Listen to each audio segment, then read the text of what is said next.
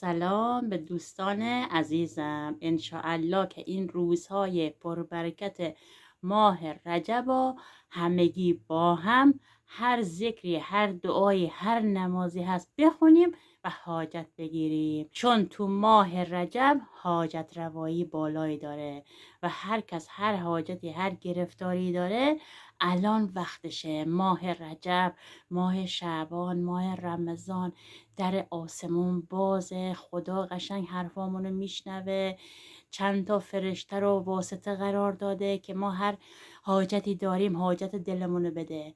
پس تو این روزهای عزیز قدر ماه رجب رو بدون، قدر ماه شعبون رو بدون و قدر ماه رمضان، انشاءالله که حاجت روا بشی.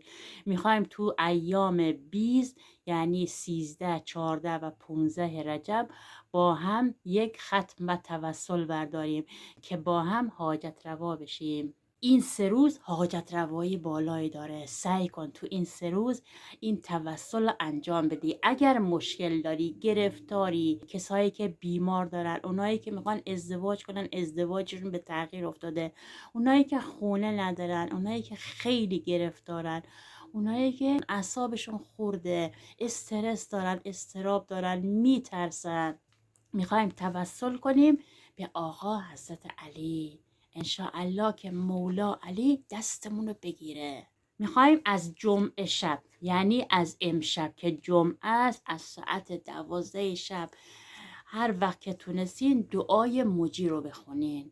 یه دونه نبات بردارین شروع کنین. بند اول که تموم شد یه فوت کن رو نبات، دوباره بند دوم تا بند آخر فوت کن رو نبات. وقتی که تموم شد تا 3 روز دوستان، 13ام، 14ام، 15ام، این 3 روز رو این نبات بخون و فوت کن. و گشایش برای رزق و روزی فراوان خیلی خوبه.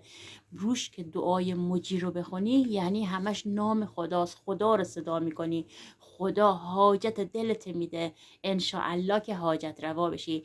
پس دعای مجیر یادتون نره از شب جمعه تا 3 روز تا 15 ماه رجب، انشاءالله که حاجت روا بشین، خدا حاجت دلتون. مخصوصا اونایی که مریض دارن، خیلی گرفتارن، حتما دعای مجیر رو نبات بخونن، بعد بدن اعضای خانواده بخورن، انشاءالله که حاجت روا میشن. باورتون نمیشه این 3 روز اگر دعای مجیر رو هر روز بخونی، رو نبات فوت کنی، بدی اعضای خانواده بخورن، گناه 1 سالمون پاک میشه. خیلی خوبه، حتما انجام بدین و بخونین دعای مجیر رو. اجابت فوری دعا یا توسل به مولا علی. این ختم خیلی مجربه و حاجت روایی داره که حاجت بگیری، حاجت روا بشی.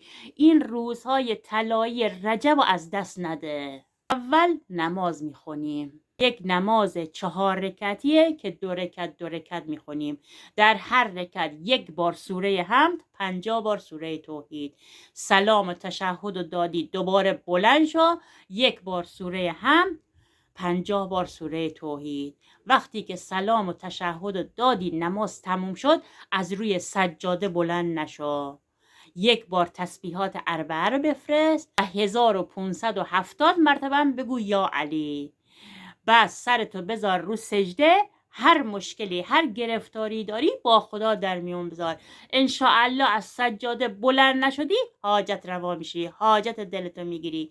یادت نره 13ام، 14ام، 15ام. نظر نمک آقا حضرت علی، 5 تا دونه نمک بخر، رو هر کدوم 110 مرتبه به اسم ابجد آقا مولا علی 110 مرتبه میگی یا علی، 3 مرتبه صلوات میفرستی، 1 مرتبه هم آیت الکرسی میخونی، 1 بارم دعای ناد علی رو همه نمکا.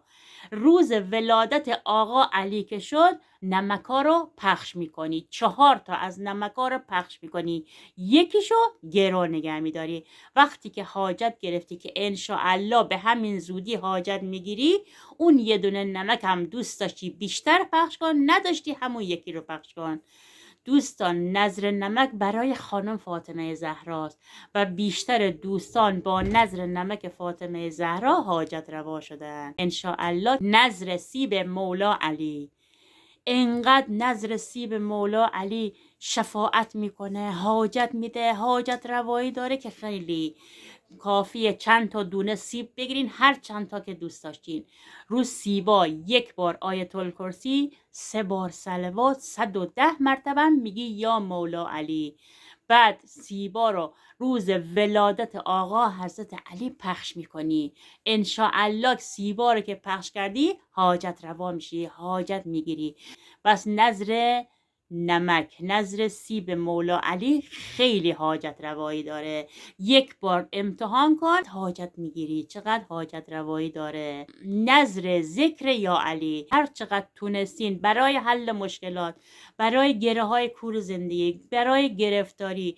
یه جا میرین مشکلتون حل نمیشه، ازدواجتون جور نمیشه، بچه دار نمیشی، خونه نداری، گرفتاری، تو خونت همش دعوا مرفع است، همش ناراحتی، سردرگمی.